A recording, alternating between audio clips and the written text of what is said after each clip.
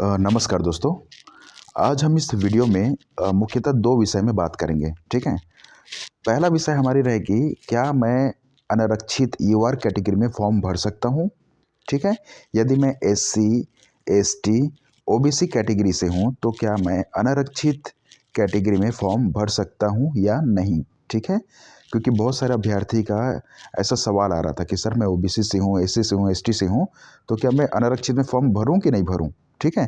तो पहला विषय हमारा ये रहेगी और दूसरा विषय हमारा रहेगा कि जो 5वीं और 8वीं की जो अंक सूची है, 5वीं और 8वीं की जो अंक सूची है ग्रेडिंग सिस्टम में जो ग्रेड में है, उसको हम किस प्रकार से स्कूल कार्यालय से उसे प्रतिशत में कन्वर्ट कराएं, उसके फॉर्मेट क्या रहेगी। ठीक है।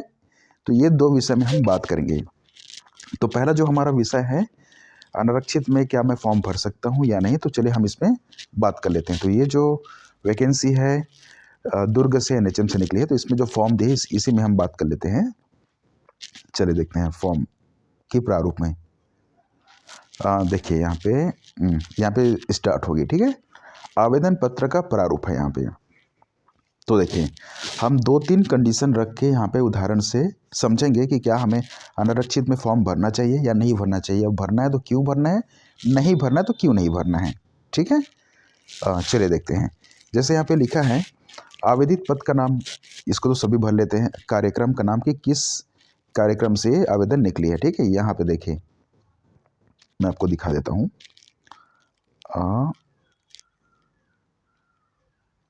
ये देखिए। ठीक है। ये रहा पद का नाम और एक कार्यक्रम का नाम, ये जो वहाँ पे आपको लिखना है। ठीक है। उसके बाद यहाँ पे देख लेते हैं हम लोग अगला क्या है। यहाँ पे आवेदित वर्ग का नाम, हमें डाउट यहीं पे होता है कि हमें यहाँ पे किस वर्ग में फॉर्म भरनी चाहिए। अगर मैं एससी हूँ, एसटी हूँ, ओबीसी हूँ, तो क्या मैं अनारक्षित में फॉर्म भर दूँ या क्या करना चाहिए हमें, इसके विषय में हम बात करेंगे। ठीक है। तो पहला कंडीशन यहाँ पे देख लेते हैं हम लोग कि जो पहला कंडीशन है, मान ली जाए कि जो कोई पोस्ट निकली है, जैसे कि एक पोस्ट निकली है। ठीक है। और ये इसको दे दिए हैं वहाँ पे अनारक्षित में, यूआर में। ठीक है। एक ही पोस्ट है और ये अनारक्षित में इसको दे दिए हैं। तो इस कंडीशन में यहाँ पे सभी अभ्यर्थी, ठीक है, सभी वर्ग के अभ्यर्थी यहाँ पे फॉर्म भर सकते हैं, अपना दावा कर सकते हैं इस पद के लिए। ठीक है। पहला कंडीशन हो गया। दूसरा कंडीशन देख लेते हैं। जो दूसरा कंडीशन है वो क्या है कि मान ली जाए कोई 5 पोस्ट निकली है। ठीक है। और 5 पोस्ट में 2 पोस्ट दे दिए हैं एससी में और 3 पोस्ट दे दिए हैं एसटी कैटेगरी में। ठीक है। तो क्या इस कंडीशन में अदर वर्ग के, जैसे कि ओबीसी या फिर अनारक्षित में बहुत लोग होते हैं ना जिसको आरक्षण नहीं मिलते हैं, वो वर्ग के अभ्यर्थी क्या इस पोस्ट में आवेदन कर सकते हैं? तो नहीं कर सकते। ठीक है। ये जो 5 पोस्ट है इसको दे दिए हैं पहले से, 2 पोस्ट एससी के लिए, 3 पोस्ट एसटी के लिए। तो इस वैकेंसी में कोई अदर वर्ग के लोग इसमें फॉर्म नहीं भर सकते, बिल्कुल भी नहीं। केवल एससी और एसटी वाले ही भर पाएंगे। ठीक है। ये दूसरा कंडीशन हो गया। तीसरा कंडीशन देख लेते हैं हम लोग। तीसरा कंडीशन यहाँ पे ये है, मान ली जाए कोई वैकेंसी निकली है 5 पोस्ट की। ठीक है। एक पोस्ट इसमें अनारक्षित है, एक पोस्ट एससी है, 2 पोस्ट इसमें एसटी दे दिए हैं और एक पोस्ट ओबीसी। तो इसमें तो सभी अभ्यर्थी के लिए आवेदन निकला है, इसमें सभी कोई अप्लाई कर सकते हैं। ठीक है। ओबीसी वाले ओबीसी में डालेंगे। ठीक है। और जो जिसको आरक्षण नहीं मिलता तो इसमें भी डालेंगे अनारक्षित पद में, और एससी एसटी वाले तो डालेंगे ही। ठीक। लेकिन यहाँ पे आरक्षण का मतलब ये नहीं, यहाँ पे एक बात समझिए कि जो आरक्षण होती है, ठीक है ना, अनारक्षित पद होती है।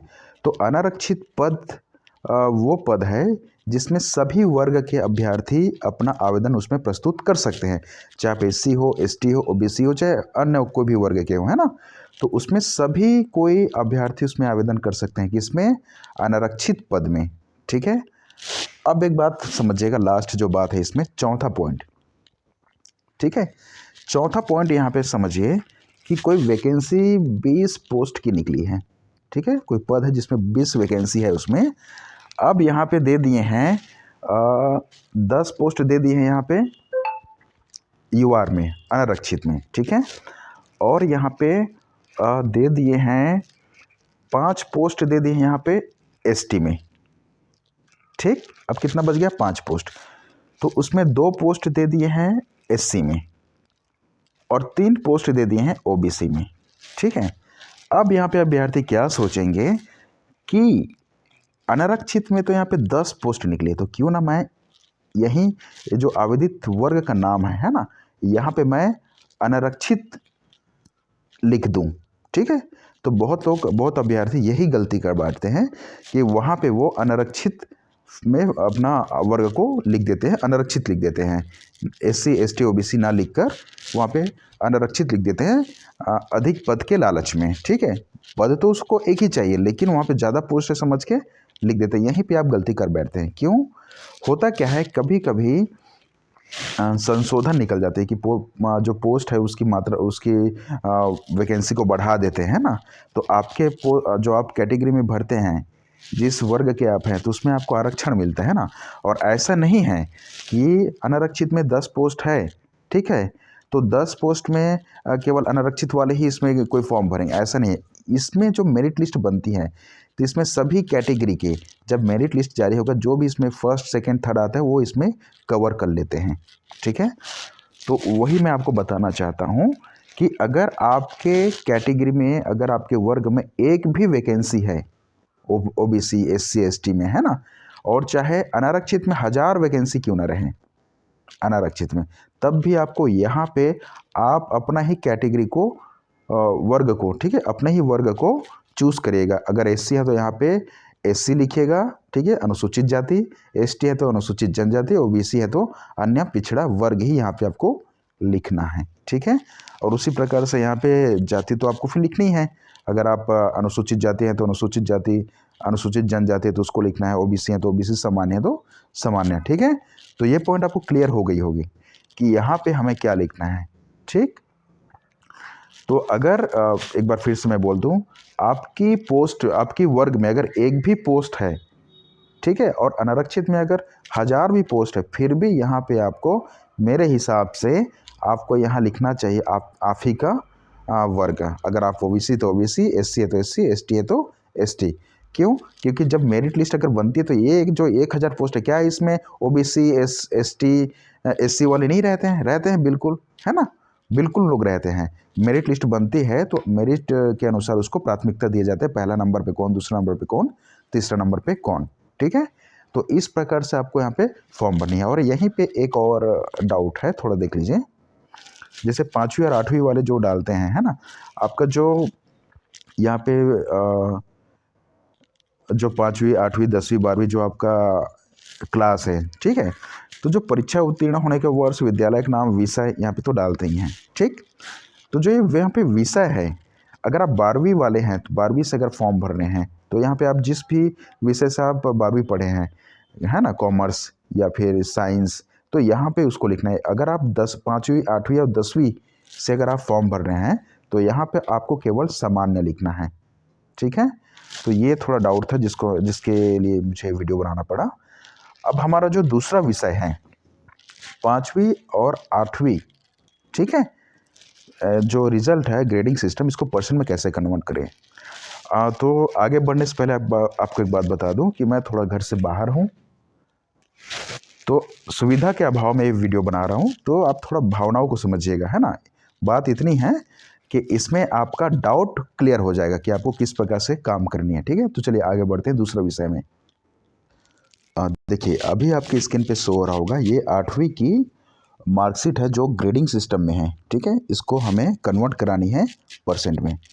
देखिए होता क्या है, आप जब स्कूल में जाते हैं, ठीक है, कोई भी स्कूल में जाते हैं जहाँ पे पता नहीं हेडमास्टर का नया ट्रांसफ़र हो गया रहते हैं, फिर और कुछ, और आप खाली हाथ जाते हैं उनके पास, ठीक है, कि सर हमारी ये समस्या है और आप हमारी जो ग्रेडिंग सिस्टम है इसको आप परसेंट में कन्वर्ट करके दे दीजिए, ठीक है।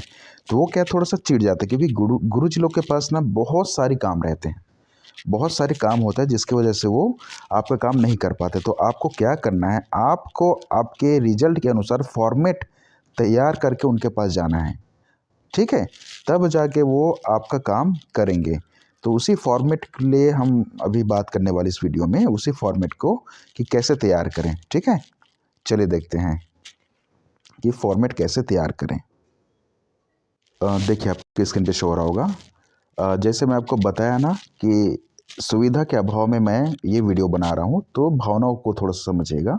इसमें आपको आपकी डाउट क्लियर हो जाएगी कि आपकी किस प्रकार से आपको यहाँ पे फॉर्मेट तैयार करके आपको स्कूल में जाना है। ठीक है, तो देखिए यहाँ पे आपको क्या करना है, आप किसी भी कंप्यूटर दुकान में जाइएगा और वहाँ जाके आपको इसे टाइपिंग करवानी है।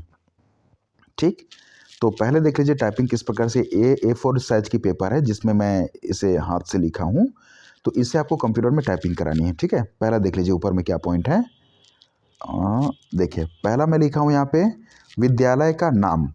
ठीक है, पहला है यहाँ पे विद्यालय का नाम कि किस विद्यालय से आप पास हुए हैं, पढ़े हैं। ठीक है, नीचे में सत्र लिखे हैं कि कौन से सन में आप 5वीं या 8वीं पढ़े हैं, 2011-12 या 2013-14, ऐसे यहाँ पे लिखना है 17 में। ठीक है, और उसके बाद अगला जो है कक्षा, अगर आप 5वीं की अंक सूची बनवा रहे हैं तो यहाँ पे केवल 5वीं दर्शाइएगा। ठीक है, या फिर 8वीं को ना लिखिएगा, इसको काट दीजिएगा। ठीक, और अगर आप 8वीं की बनवा रहे हैं तो यहाँ पे केवल 8वीं अंक सूची लिखनी है, कक्षा 8वीं अंक सूची। ठीक है, 5वीं को वहाँ पे निकाल देना है आपको।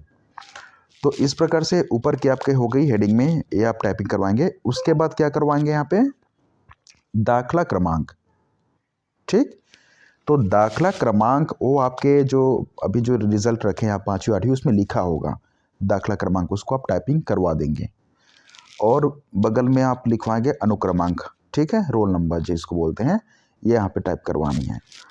उसके बाद जस्ट नीचे में आपको लिखवाना है, यह प्रमाणित किया जाता है कि विद्यार्थी का नाम, यहाँ पे विद्यार्थी का नाम होगा, यहाँ पे पिता का नाम, यहाँ पे माता का नाम। ठीक है, यहाँ पे जाति कि वो किस जाति से हैं। ठीक है, उसके बाद यहाँ पे जाति के वर्ग, जाति के वर्ग मतलब यहाँ पे क्या डलेगा, SC ST OBC या सामान्य। ठीक है, यहाँ पे आप अपना जाति डालेंगे और यहाँ पे आप अपना वर्ग डालेंगे।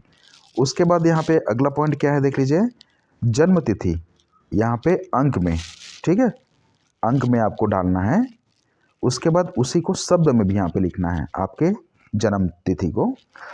अगला पॉइंट है कि यहाँ पे सन, यहाँ पे जिस सन में आप 5वीं या 8वीं का पेपर दिलाए हैं, जैसे कि 2010 या 11, तो यहाँ पे 2010-11 लिखेंगे। 2010-11 की जिला प्राथमिक कक्षा या, ठीक है, यहाँ पे देखिए, या प्राथमिक कक्षा या सन जिला पूर्व माध्यमिक परीक्षा। यहाँ पे 2 अलग अलग पॉइंट लिखा हूँ मैं, आपको सिर्फ एक ही पॉइंट को टाइपिंग करवानी है ना, यहाँ से लेकर सन से लेकर।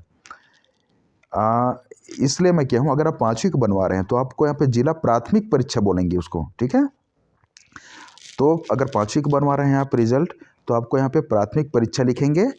और अगर आप 8वीं का बनवा रहे हैं तो सन 2011-12 पूर्व माध्यमिक परीक्षा। ठीक है, यहाँ पे सन लिख देंगे कि जिला पूर्व माध्यमिक परीक्षा साला या केंद्र उपकेंद्र किस गांव में आपका सेंटर था, हाँ, पर सम्मिलित हुए। साला का नाम लिख सकते हैं आप, कहाँ से आप पढ़ाई किए हैं वहाँ से। ठीक है, तो इस प्रकार से आपको यहाँ पे टाइप करवानी है। और उसके बाद नीचे लिखना है आपको संज्ञानात्मक क्षेत्र के अंक, वार्षिक परीक्षा फल, पंचे के अनुसार, ऐसे करके आपको लिखनी है ना। और उसके बाद आपको ये जो नीचे की जो टेबल है ये आपको बनवानी है। तो आप जो भी रिजल्ट बनवाएंगे 5वीं की या 8वीं की, सभी में ये वाली जो मैं आपको बताया हूँ ये समान रहेगा। इसको आपको लिखवानी पड़ेगी, टाइपिंग करवाना है आपको कंप्यूटर से, टाइपिंग करवा के आप जाइएगा। ठीक है, तो इस प्रकार से आपको करनी है। और अगला जो टेबल है, ये टेबल डिपेंड करती है आपके मार्कशीट में कि आपके मार्कशीट में कितना टेबल दिया है। देखिए कई सारे में क्या है, इसको देखिए, ये जो बनाया हूँ ये समेकित 1 समेकित समेटिक B है करके। ठीक है, और इसमें समेकित अंक है ना। तो इसमें केवल 3 टेबल है। अब इसको ऐसे बोल सकते हैं आप, तिमाही और अर्धवार्षिक और वार्षिक, ऐसे बोल सकते हैं। ठीक है, तो इस प्रकार से इसका टेबल है। तो यहाँ पे क्या आ जाएगा, जैसे कि पूर्णांक, प्राप्तांक और प्रतिशत। मतलब जो पहला सेमेस्टर है, जैसे तिमाही में आप अंग्रेजी का कितना अंक का आपके प्रश्न थे, है ना, तो 50 अंक आपका उसमें पेपर हुआ, 50 अंक में आप कितना पाए वो और प्रतिशत। इस वाले टेबल में आपको कहीं पे ग्रेड आपको नहीं दर्शाना है आप, क्योंकि अब ग्रेड तो आप रखें ग्रेड वाला रिजल्ट, आपको परसेंट वाला करवाना है अंक में, तो केवल अंक को ही दर्शवानी, ठीक है। तो इस प्रकार से आपका पहला सेमेस्टर हुआ। दूसरा सेमेस्टर सब 100 नंबर का था, तो आप उसमें आप जितना भी आपको मिला वो आपको लिखना है। और तीसरा जो है ये 150 नंबर का कैसे हो गया, ये 50 और ये 100 मिलकर यहाँ पे 150 होगी, ठीक है, ये 50 ये 100 मिलकर यहाँ पे 150 होगी। तो इस प्रकार से इसका प्राप्तांक, पूर्णांक और प्रतिशत यहाँ पे आ जाएगी, ठीक। अच्छा, बहुत सारे रिजल्ट में मैं ये भी देखा हूँ कि यहाँ पे विषय तो लिख दिए हैं और अंक के जगह में केवल ग्रेड ABC ही दर्शा दिए हैं, ठीक है। तो बहुत लोगों का ये कमेंट आया था, सर कैसे करें। तो देखिए 2-3 गुरुजी से मेरा बात हुई है, वो बोले कि हम रिजल्ट में तो ग्रेड दे दिए हैं ABC, लेकिन अलग से स्कूल में एक रजिस्टर उन लोग अलग से मेंटेन करके रखे हैं जिसमें आपका अंक उसमें लिखा गया है, ठीक है। तो आप गुरुजी के पास, आप अपने जो हेडमास्टर उनके पास आप जाएंगे फॉर्मेट तैयार करके, तो आप वहाँ से आपको वो दे देंगे, है ना। तो आप क्या करेंगे, आपको इतना फॉर्मेट आपको तैयार करके जानी है और बाकी का जो अंक है उसको आप पेन से ही वहाँ पे लिख लेंगे। पेन से आपको देख के आपके रजिस्टर से आपके सर वहाँ पे गुरुजी लिख देंगे, कोई दिक्कत नहीं, सारी चीज़ें सही हो जाएगी, ठीक है। और यहाँ पे अंतिम में एक और आपको लिखना है, क्या चीज़ें, ठीक है, कुल पूर्णांक, कुल प्राप्तांक और प्रतिशत, जो आपके लास्ट यहाँ पे योग महायोग में रहेंगे, है ना। इस वाले क्षेत्र का कुल कितना पूर्णांक है, कितना आपको मिला है उसमें और कितना प्रतिशत, इसको आपको दर्शाना ना भूलिएगा, इसमें आपको दर्शाइएगा, ठीक है। फिर नीचे में आपके यहाँ पे सील सिग्नेचर करके आपके स्कूल वाले देंगे। इसका एक तो दूसरा फॉर्मेट भी देख लेते हैं कि किस प्रकार से हो सकता है उसको। देखिए एक फॉर्मेट ये भी है, आपकी स्क्रीन पे शो हो रहा होगा। यहाँ पे जो दिया गया है, प्रथम सेमेस्टर, द्वितीय सेमेस्टर, अर्धवार्षिक, उसके बाद तृतीय सेमेस्टर, फिर वार्षिक और महायोग, ठीक है, आपको दिख रहा होगा स्क्रीन पे। तो इन सारी चीज़ों का जब आप यहाँ पे निकालेंगे ना कुल पूर्णांक प्राप्तांक, तो आप महायोग का ही निकलवाइएगा, ठीक। और आगे आपको दिख रहा होगा स्क्रीन पे कि किस प्रकार से आपको फॉर्मेट बनानी है, ठीक है। प्रथम सेमेस्टर में पूर्णांक और प्राप्तांक, द्वितीय सेमेस्टर में पूर्णांक प्राप्तांक, अर्धवार्षिक में आपको पूर्णांक और प्राप्तांक, फिर तृतीय सेमेस्टर में, फिर वार्षिक में, फिर महायोग में। तो इस प्रकार से अलग अलग सन में, अलग अलग वर्ष में अलग अलग ग्रेडिंग सिस्टम की फॉर्मेट तैयार की गई थी, जिसके वजह से अलग अलग आपको फॉर्मेट तैयार करना है। तो ये फॉर्मेट आप अपने रिजल्ट को देख लेंगे कि किस प्रकार का आपका रिजल्ट है, कितने उसमें कॉलम बनाई गई है ना, कितने उसमें सेमेस्टर अंकित है, 1 सेमेस्टर की, 2 सेमेस्टर की, 3 सेमेस्टर, ये सारी देखकर आप अपने फॉर्मेट तैयार करेगा कंप्यूटर सिस्टम में। उसके बाद आप इस फॉर्मेट को लेकर जाएंगे स्कूल में, तो बिल्कुल वो आपका काम करके देंगे, ठीक है। और थोड़ा सा साम दाम दंड भेद अपना लीजिएगा, मतलब ये कि आप किसी अपने सीनियर को, जैसे कि गांव के सरपंच, ठीक है, आपके माता पिता, जो भी आप एक गार्जियन को लेके जाते हैं तो कुछ ज़्यादा अच्छा प्रभाव पड़ता है स्कूल में, है ना। तो सरपंच वरपंच से अगर थोड़ा पहचान हो तो आप स्कूल में जाइए, थोड़ा सा काम आपका जल्दी हो जाएगी, ठीक है। तो वीडियो यहीं तक थी। वीडियो देखने के लिए धन्यवाद।